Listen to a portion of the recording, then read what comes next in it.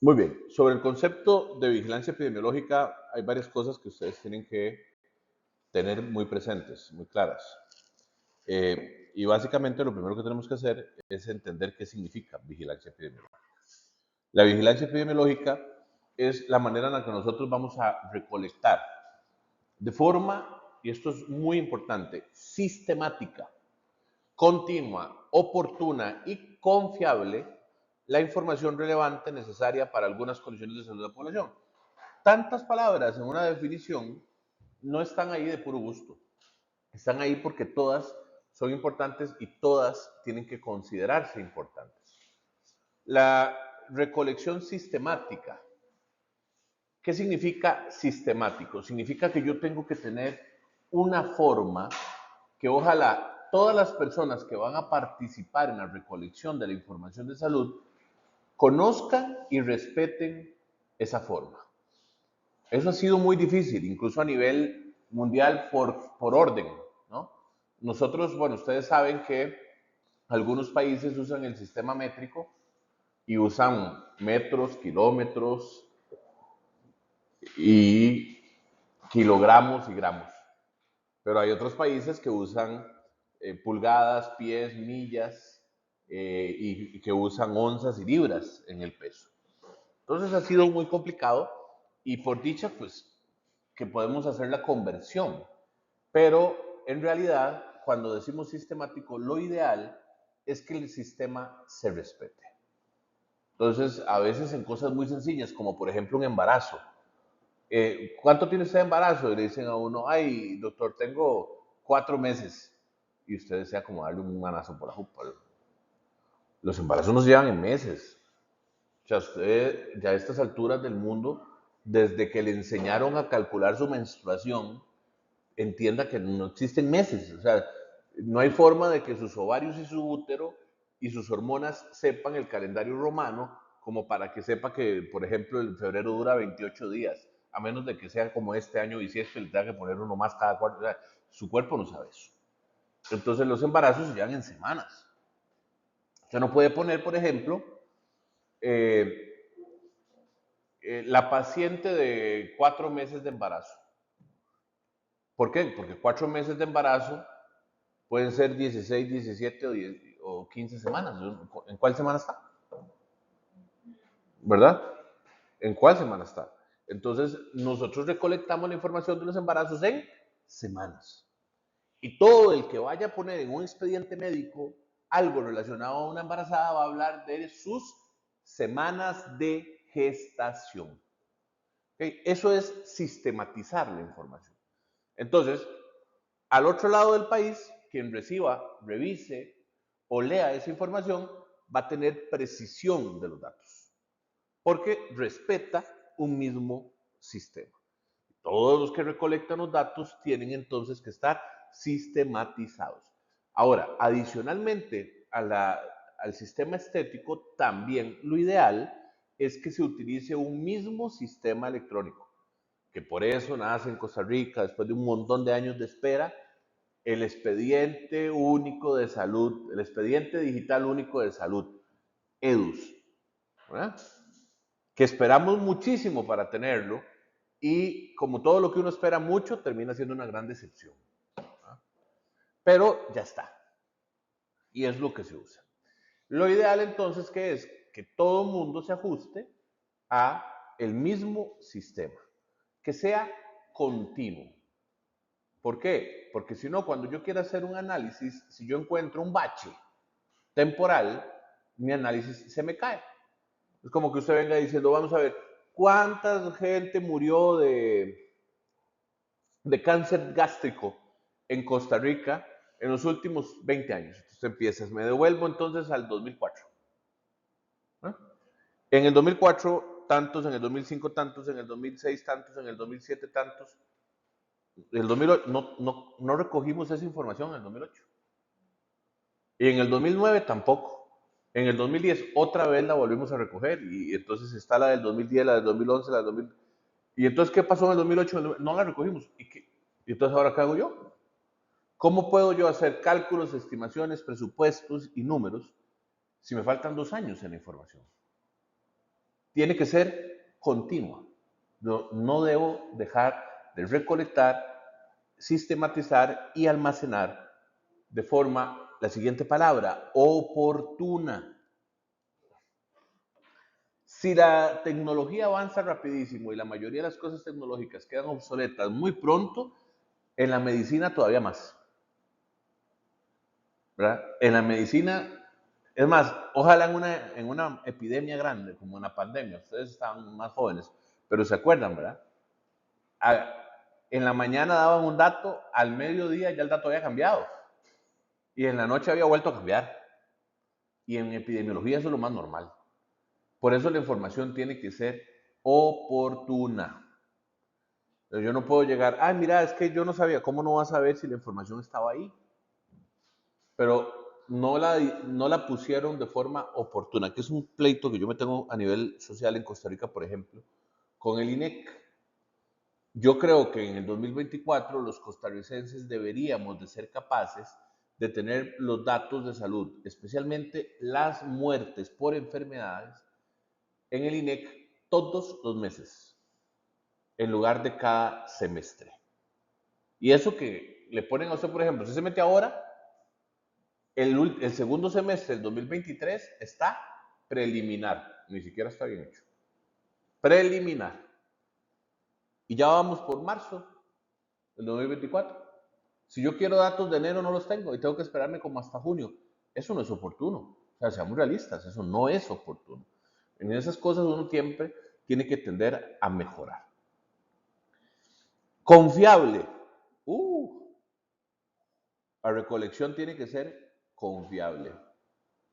Ahí es donde estamos peor. ¿Sí o no? Porque aquí hay que evitar prejuicios, hay que evitar sesgos, hay que evitar cualquier tipo de situación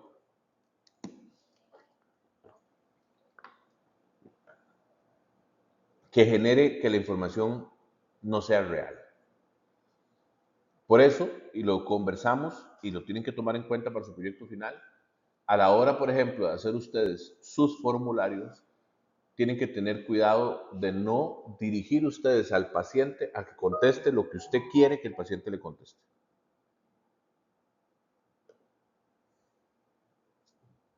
¿Verdad?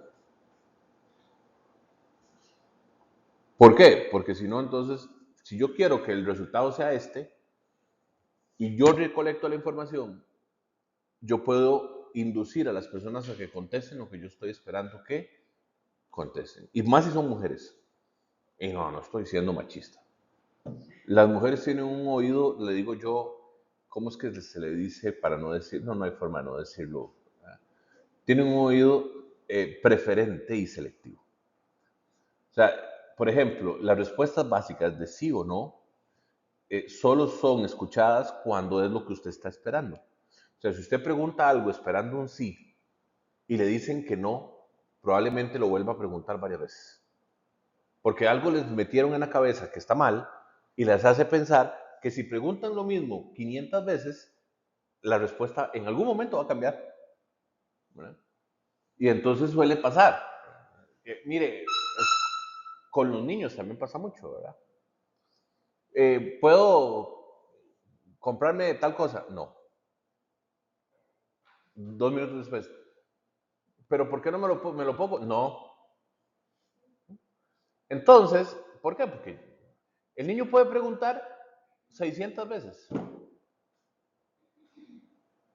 La respuesta va a seguir siendo no, a menos de que alguna variable cambie. Por ejemplo, que ya no se la haga al papá y que llegue la abuela. Y cuando le pregunte a la abuela, entonces él podría hacer que escuche una respuesta diferente al no. Porque ya cambió de persona, no porque cambió la situación. Y el niño ya sabe que la abuela tiene más sís que nos. ¿Ah? Esa es una realidad. Entonces, igual, a veces, cuando nosotros hacemos esto, y por eso la mujer, ¿verdad? La mujer tiende a tener dificultades para integrar una respuesta que no es la que está esperando. Y ustedes lo saben como mujeres, que son la mayoría en este salón, que cuando ustedes hacen una pregunta ya tienen una respuesta esperada. O sea, ya tienen, es más, si conocen a la persona que le están haciendo la pregunta, hasta la forma en la que se lo quiere que se lo conteste. ¿Ah? Y cuando no escuchan eso, se les olvida la respuesta. O sea, no es que lo hacen intencionalmente, es que vuelven a preguntar como si no lo hubieran hecho. ¿Verdad? Porque no integraron que ya se les dio una respuesta, pero esa respuesta no era la que estaban esperando. Y pueden ser cosas recontra sencillas. Pero no las. Entonces, eso puede hacer que cuando yo recolecto información en salud, quede mal recolectada, que no sea confiable. Lo otro es responsabilizar al profesional o a la persona incorrecta de recolectar la información. ¿A quién le voy a pedir yo para que la información sea confiable que me diga de qué murió Juan? Le pregunto a la esposa de Juan de qué murió Juan. Ella debería saber, es la esposa. ¿Sí? Yo le digo a ustedes, la respuesta que me va a dar la esposa es 100% confiable porque es la esposa. ¿Y a quién es al primero que le van a decir de qué se murió? Pues a la esposa. Entonces, ¿por qué no es confiable?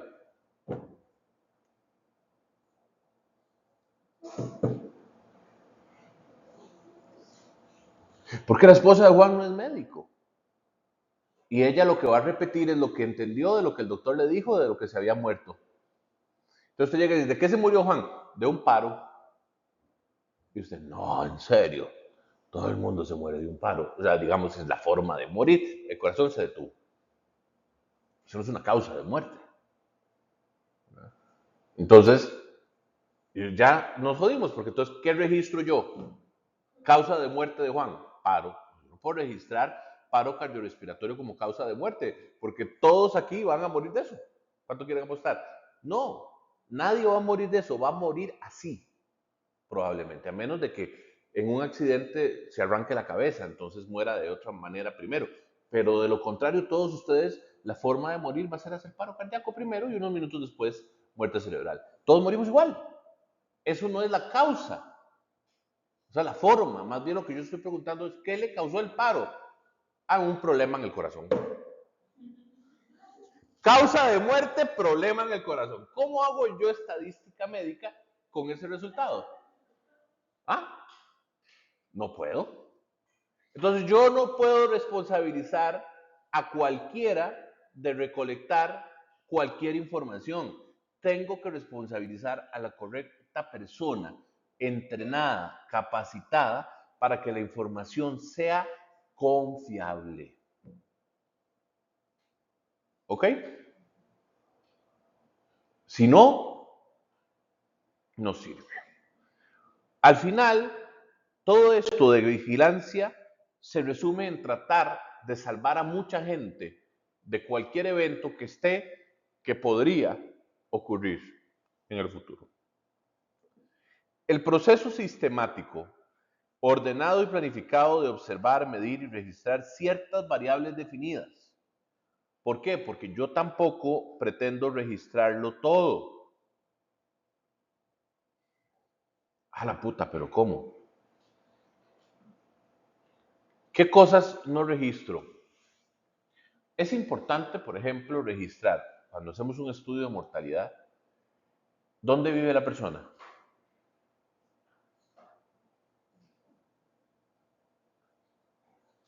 Claro, porque cuando yo haga estudios epidemiológicos, yo quiero saber si todo el mundo en todos los lugares de Costa Rica se muere de lo mismo, o si en algunos lugares hay muertes más por esto o menos por lo otro.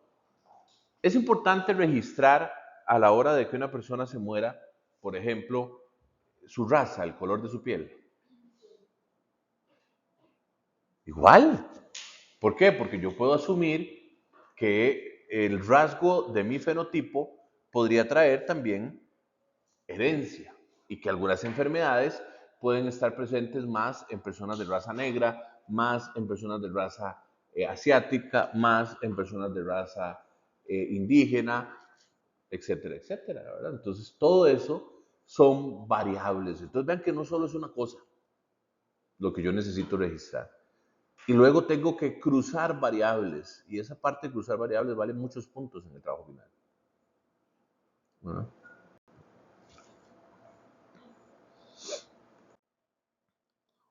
Yo tengo un médico que tiene un paciente con fiebre, con problemas en la piel, visión borrosa, empieza a tener un cuadro muy extraño, algo que yo no estoy esperando. O sea, yo tengo 5 años de trabajar en este lugar y este cuadro nunca lo he visto. O sea, no es una enfermedad que las personas que viven aquí típicamente presenten. Entonces yo me extraño, pero solo es este paciente. El paciente puede haber ido a pasear, puede haber recibido visitas, o sea, lo que sea. Pero si yo empiezo a recibir varios pacientes con el mismo problema que no es típico de mi atención, yo como funcionario de salud tengo que prenderme todas las luces de emergencia. Algo está pasando. O sea, ¿qué ocurre? Porque aquí normalmente no vienen estos casos porque han venido 5 o 6 en una sola semana. Eso es muy extraño, o sea, algo podría estar pasando. Entonces, ¿qué voy a hacer yo? Voy a revisar esos 5 casos epidemiológicamente para ver si tienen alguna relación entre ellos, que sería magnífico, porque entonces me sume a que por ahí anda la cosa. Pero resulta que no tienen una relación clara y directa. Entonces yo, ¿qué puedo hacer ahora? Tengo que basarme en que la recolección de la información de otros médicos, de otras clínicas cercanas a donde yo trabajo, hayan registrado de forma correcta, al igual que yo. Y entonces me meto al sistema y reviso en la última semana, cerca mío, o por lo menos en la misma provincia o en el mismo país, si en otros lugares, como en el mío, han aumentado los casos de esta condición que me está apareciendo ahora. Y yo me doy cuenta de que el país está en paz, de que no hay números cambiados, pero que hay 3 o 4 clínicas, todas cerca de la mía, que están presentando aumento en esta situación. Y digo, wow, pero ¿qué es esto? Entonces vamos a buscar qué lo está causando, cuáles son las posibles causas de esta enfermedad. Y esto va a una mesa de discusión porque ya aprendimos 2 alertas. Y va a una mesa de discusión más arriba, donde varias personas toman todos los datos y dicen, bueno, vamos a ver, en esta región donde estamos ubicando la situación, han aumentado considerablemente los casos de esta enfermedad.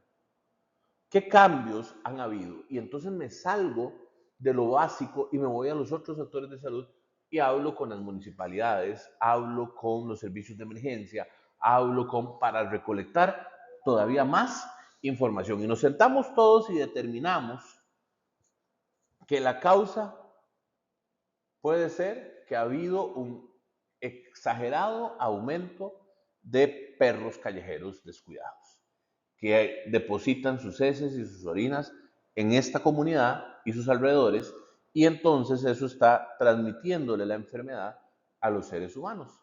Así que nosotros vamos a atender a los seres humanos y les vamos a hacer una alerta, pero también tenemos que entonces meternos con SENASA, meternos con otras instituciones para que nos ayuden a qué? A regular la población de perros callejeros. Si no lo hago así, el destino de unos pocos cuadros, ¿cuál es? Convertirse en una epidemia. Pero esto, que es vigilancia epidemiológica, evitó que se convirtiera en una epidemia. No pasó de un brote. Términos que ya les voy a enseñar. Hay 2 formas de vigilar, la basada en la recolección de datos y la basada en los estudios de laboratorio. Por ejemplo, sarna. Yo puedo decirle, tengo un brote de sarna, porque tengo 5 pacientes a los que el médico les diagnosticó sarna de forma clínica, viendo las lesiones y dándoles tratamiento. Pero la verdad nunca supimos bien si era sarna o algún otro ácaro, porque nunca le hicimos examen. Parecía sarna, clínica de sarna, y le respondió al tratamiento de la sarna y se curó. Entonces lo dimos por sentado. La otra forma de vigilarlo es la directa. Voy a hacer un análisis que me diga una biopsia que me diga que es cáncer, un estudio que me diga que lo vi, que el paciente en la piel tiene sarna, tiene escabiosis. Los niveles van a ser la vigilancia activa, que es donde la mayoría de ustedes van a trabajar en epidemiología. La vigilancia activa es el que tiene contacto con el enfermo, el que ve al paciente, a los pacientes, día a día, rato a rato, y reporta, describe todo lo que ocurre.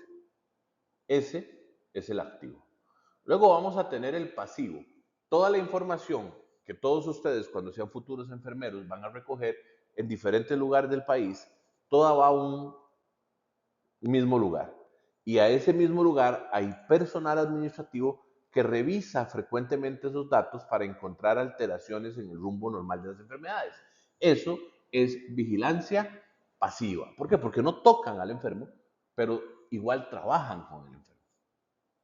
Y finalmente, en un nivel más alto, la vigilancia centinela, que es como un historiador que ve no lo de esta semana ni lo de los últimos meses, lo de todos los años, en toda la historia, 50, 100, 200, 300 años, y mantiene el dato actualizado, y si hay algún cambio importante, alerta, como por ejemplo, ¿quién? La Organización Mundial de la Salud, para ponerles un ejemplo.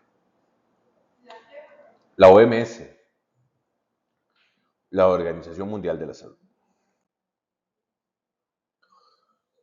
¿Cuándo digo yo que tengo una epidemia?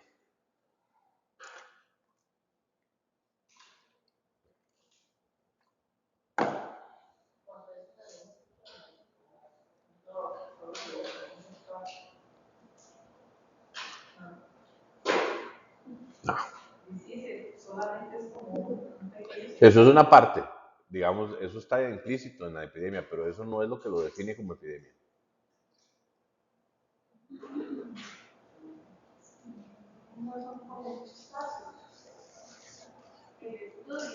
Yo puedo tener una epidemia con pocos casos, no tengo que tener muchos.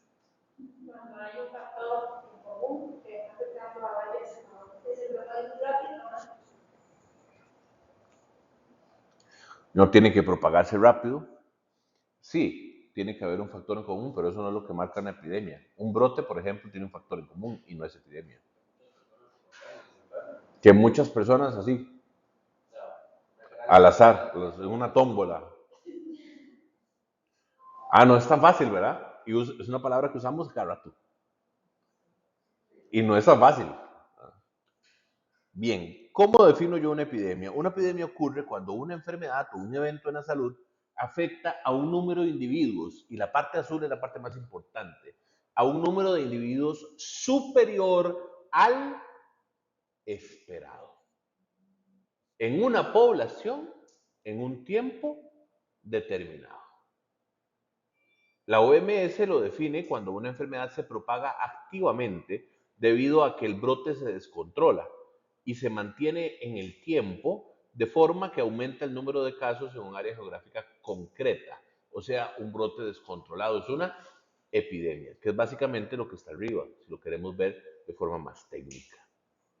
Entonces vamos a usar gráficos lineales, que son los que más nos sirven en epidemiología. ¿Recuerdan cuando vimos Excel con gráficos? Muy bien. Por ejemplo, yo tengo los datos de la gripe común en el lugar que a ustedes se les antoje pensar, en Viripuchito. En Viripuchito tengo los datos de la cantidad de personas que se diagnosticaron con gripe común en el 2011, en el 2012 y en el 2013. Entonces, voy a utilizar el primer semestre. Y resulta que en el 2011, ahí pueden ver la línea verde, la mayoría de los meses, enero, febrero, marzo, abril, mayo y junio, la cantidad de personas diagnosticadas con gripe común andaba alrededor de los 100 individuos. Entonces, ¿qué tengo yo que esperar para enero, febrero, marzo, abril y mayo del 2012? ¿Qué estoy esperando? Que la cantidad de personas diagnosticadas con gripe anda alrededor de los 100 individuos por cada 1000 en tasa. Porque si no lo hago en tasa, me equivoco. ¿Por qué me equivoco? Porque la población del 2012 va a ser mayor, entonces el número de casos va a ser mayor, pero la tasa no debería de cambiar, porque la tasa es una relación entre la cantidad de gente y la cantidad de enfermos. Entonces, aunque aumente la población, la tasa no debería cambiar. Si cambia, cambia el evento. Entonces, la tasa de 100 por cada 1000, ¿verdad? Entonces, resulta que en el 2012, en enero anduvo por 100, en febrero anduvo por 100, pero en marzo llegó a 275. Aquí tengo un brote. ¿Por qué? Porque basándome en el año anterior, en marzo, abril y mayo, yo debería de esperar una tasa de 100 casos. Y me subió a 200 y en abril se me fue a 300. Si yo no controlo esto, se va a ir a 500, a 1000, va a subir y subir y subir. ¿Estamos clarísimos? Y si se me descontrola, deja de llamarse brote y se convierte en una epidemia. Porque el número es mayor del esperado y se mantuvo creciendo. Pero no fue lo que pasó. Resulta que este brote, por vigilancia epidemiológica, yo lo detecté y entonces tomé medidas y para mayo bajó a 200 y para junio volvió a 100. Se normalizó. No se convirtió en una epidemia. Entonces, ¿qué tuve? Un brote porque tuve un número de casos mayor al que estaba esperando. Y en el 2013 veo que no tuve ningún brote. Se mantuvieron los casos justo como los estaba esperando. Sí. Entonces, si aquí mañana llega una persona y me dice, profe, no voy a poder ir a clase porque tengo dengue, yo me estreso. ¿Por qué no me estreso? Tengo un brote de dengue en la universidad porque un estudiante me dijo que tiene dengue. Ah, pues sí se contagia con un vector, el zancudo. Si aquí estamos en clase y ella tiene dengue y el zancudo empieza a hacer fiesta, mañana aparecen 4 con un dengue. Por eso, de aquí hay un zancudo, nos jodimos. Bueno, ustedes, yo soy inmune al dengue. No, ya no me dio. Y trabajé en unidades de dengue en la playa. Y me picaban, los zancudos me mataba así. Todas las veces que se infecte, sí. No, es menos peligroso.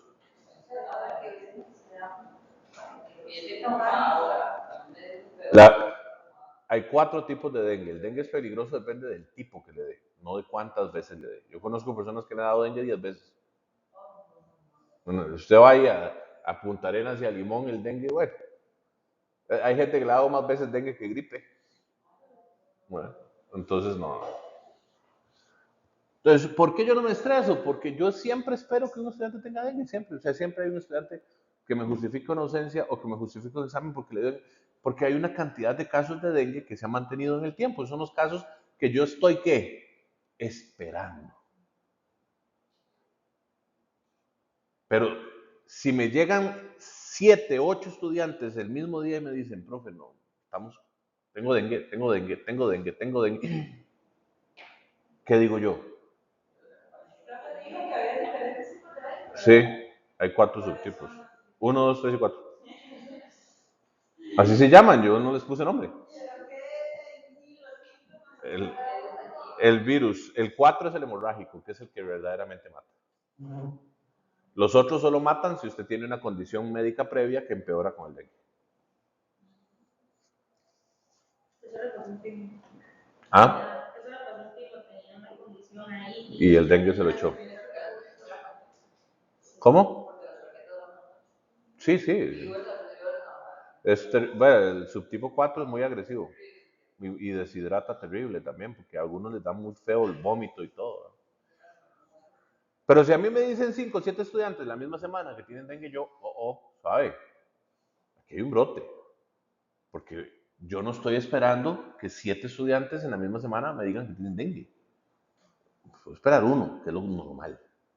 7. 7, ¿qué es? Es un número superior al que estoy esperando. Entonces, 1 o 2 estudiantes no es un brote. 7 o 10 ya lo son. Y si fueran 50 estudiantes, eso es una epidemia. O, aunque sea dengue, ¿verdad? Casi que podríamos decir que se descontroló. Muy bien. Ahora, ¿qué pasa cuando un estudiante me llama y me dice, de profe, no voy a poder hacer el examen la próxima semana porque estoy internado porque tengo cólera? ¿Cómo? ¿Se enojó con alguien? No, me internaron porque tengo cólera, tengo vivirium cólera, colerae. Aquí en Costa Rica, sí. Pues sí, aquí me tienen encerrado y todos los días viene gente a estudiarme y todo, ¿verdad? Y usted fue a pasear alguna, no he salido de aquí. Un solo caso es un brote, porque ¿cuántos casos estoy esperando de cólera? Entonces, 1 ya es un número superior al esperado. ¿Y cómo se llama eso? Brote. Y si sigue subiendo, pasa de brote y se convierte en... ¿Y qué pasa cuando una epidemia se extiende y se extiende y se extiende y cruza fronteras? Se llama pandemia.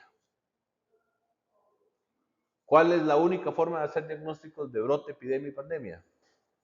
Con registros epidemiológicos sistemáticos, ordenados, confiables y oportunos. Nada más, no hay otro camino. Vean aquí la expresión típica de lo que es una epidemia. Yo tengo entre 100 y 104 casos todos los eneros, 2011, 2012, 2013. Febrero, marzo, abril y mayo. Yo paso de tener todos los años una cantidad muy similar en el 2013 se me dispara y esta línea seguirá se convierte en una epidemia que se acaba cuando la línea vuelva a bajar o cuando por lo menos se estanque y se quede recta. Por eso cuando apareció el SARS-CoV-2 en China, dijeron tenemos un brote y al día siguiente en la mañana dijeron tenemos una epidemia. Y el resto de la historia ya se la sabe. ¿Okay? ¿Cuál fue el resto de la historia? No solo se les descontroló el brote, se les descontroló la epidemia y se convirtió en una epidemia con propagación mundial de una enfermedad. La epidemia todavía existe porque todavía tenemos COVID. No, todavía tenemos COVID, pero ya no tenemos epidemia. Porque el COVID se quedó estancado en un número de casos ya no tan mortales a lo largo del tiempo y se convierte en una endemia. Oh, pensaron que todos los términos ya los habían visto, pero no. ¿Faltaba cuál? Endemia. ¿Qué es, profe, una endemia? Cuando una enfermedad que se presenta en una población determinada en un tiempo puede variar muy poco sin alejarse de los casos esperados y se mantiene así para siempre. Entonces, ¿qué pasó con el SARS-CoV-2 y el COVID en Costa Rica? Llegamos a un punto donde la misma cantidad de personas se infectaba frecuentemente y se volvió una gripe como cualquier otra de las que nos dan siempre. Es una enfermedad endémica, o sea, propia, nuestra, como lo es el dengue desde hace 45 años, por ejemplo.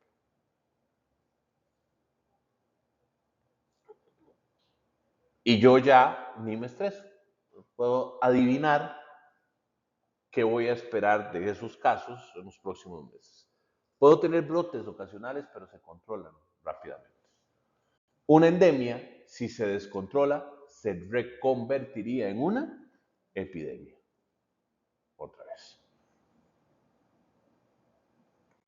¿Cómo hago la investigación de un brote? Todo brote se investiga. Por eso, y métanselo en la cabeza porque no están las diapositivas, es muy importante. Yo, como funcionario de salud que hago diagnósticos, o sea, solo los médicos, eso dice la Ley General de Salud, solo los médicos pueden certificar el estado de salud y enfermedad de las personas. O los odontólogos en el área de los dientes, nada más. ningún otro profesional. ¿Verdad? Eso significa que, por ejemplo, si usted es microbiólogo y le hace un examen y una persona sale VIH positiva, usted no le puede decir a la persona, usted es VIH positivo. La ley se lo impide. Usted le puede decir, en el examen de sangre que analicé, que me dijeron con su nombre, salió el virus del VIH. Lléveselo al doctor para que el doctor le diga que tiene. Eso es un tema legal. Como vieron antes, es importante que el que registra la información sea el profesional que la registre de forma correcta. Entonces, lo primero que tiene que saber es que nosotros tenemos que reportar las enfermedades en una boleta que se llama VE01, VE02, Vigilancia Epidemiológica 01, 02, 03. Hay una lista de enfermedades que van en la VE01, son las enfermedades de notificación obligatoria inmediata y precaución. Y que nosotros tenemos que mandarlas al Ministerio de Salud todos los días. Cada vez que hacemos un diagnóstico tenemos que mandar al Ministerio de Salud. Sea en lo privado, sea en lo público, sea donde sea. Y el Ministerio de Salud tiene que tabularlas todos los días. Y si en algún momento hay un brote, reconocer el brote, para no tener que reconocerlo cuando ya sea una epidemia. Entonces, nosotros lo hacemos a través de la boleta VE01. O la VE02, que es de reporte semanal, que son enfermedades menos peligrosas o menos... Entonces hay una lista de enfermedades que yo tengo que aprender a respetar y que tengo que diagnosticar y que tengo que reportar de forma oportuna. Eso es muy importante. Así es como nosotros hacemos vigilancia epidemiológica en Costa Rica. Cuando todas esas VE01 llegan y el vigilante medio dice, ah, puta, tenemos un brote, inicia la investigación. Determina si se trata o no realmente de un brote epidemiológico. Vamos a confirmar el diagnóstico, o sea, la información que me está llegando es veraz. Me voy y me dirijo al área de salud. Mira, es que nos llegaron 7 boletas de tal cosa y estamos preocupados.